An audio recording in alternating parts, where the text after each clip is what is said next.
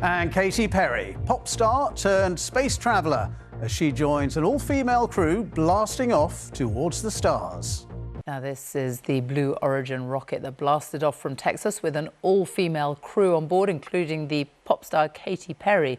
The rocket's owned by the Amazon owner and billionaire Jeff Bezos. They were only up there for 10 minutes or so, but it clearly affected them all profoundly. Our science correspondent Victoria Gill was watching. 2, 1, Liftoff for the first all-female spaceflight since 1963. The 6-woman crew were passengers on a Blue Origin rocket that's designed to fly itself. They travelled about 61 miles up, passing just beyond the boundary between Earth and outer space. and our... Microphones captured the excitement on board. For just 3 minutes, the crew experienced weightlessness and could look out at the darkness of space and take in the view of Earth from above.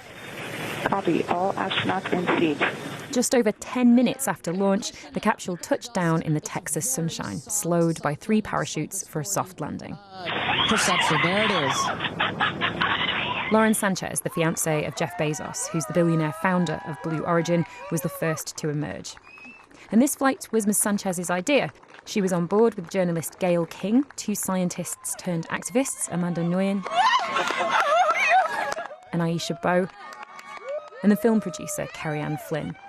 Probably the most famous crew member, though, was singer, songwriter and TV star Katy Perry, who said she sang the song What a Wonderful World whilst in space. I've covered that song in the past. It's about making space for future women and taking up space and belonging. And it's about this wonderful world that we see right out there and appreciating it. This is all for the benefit of Earth. Truly the stuff of science fiction that you're about to watch. This was Blue Origin's 11th civilian spaceflight, and it went exactly as planned, with the rocket, once it's separated from the crew capsule, returning to Earth and landing itself back in Texas. But is this space exploration for the benefit of Earth or extravagant tourism?